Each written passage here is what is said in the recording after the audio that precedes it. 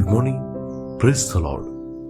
Blessing for nation ministry Gujarat से मैं आपका भाई सैम क्रिश्चियन परमेश्वर ने दिए हुए आज के इस नए सुंदर दिन पर आप सबको प्रभु यीशु के नाम से जय मसीह की। आज हम पवित्र शास्त्र बाइबल में से प्रभु के इस वचन पर अध्ययन करेंगे। यिर्मयाह नबी की किताब उसका 31वां अध्याय और उसकी 14वीं आयत।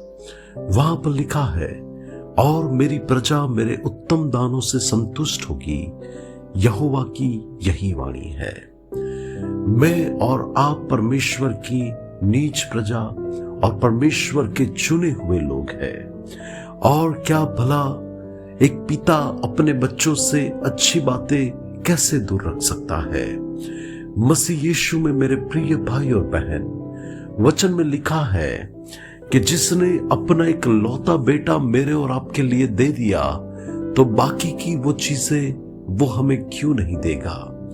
कई बार हम छोटी छोटी बातों में ऐसा सोचते हैं कि ये आशीष क्या मुझे मिलेगी, मेरे जीवन में क्या ये बात हो सकती है।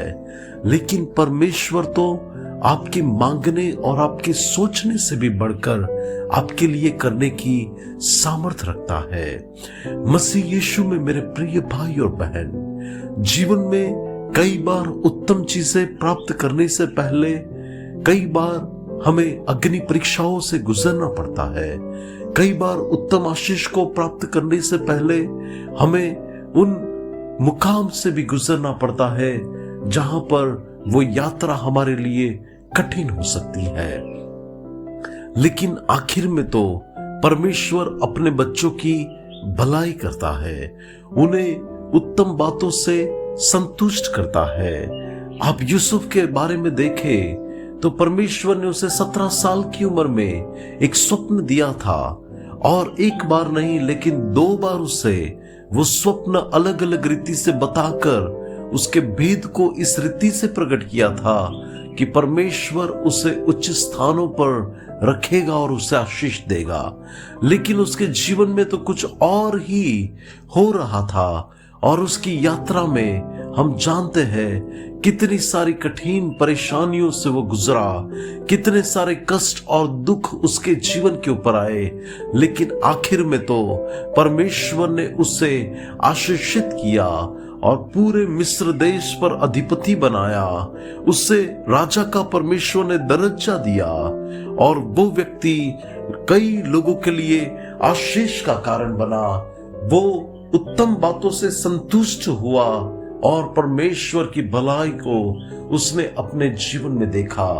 इस्राएली लोग भी आप देखें, 400 साल तक मिस्र की गुलामी में दुख और कराहना और आंसुओं से वे गुजर रहे थे। लेकिन परमेश्वर ने अपने समय पर जब उनके हालातों को बदला, उनकी परिस्थितियों को बदला, परमेश्वर ने ऐसे कार्य किया कि उनका शोक आनंद में बदल गया।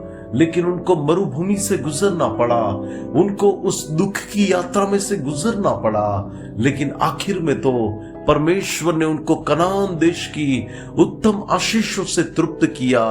ऐसे लोग जिनको परमेश्वर ने चुनकर उन भरपूरी के देश में ले जाकर परमेश्वर ने उनको संतुष्ट किया और प्रभु ने उनको आशीष दी।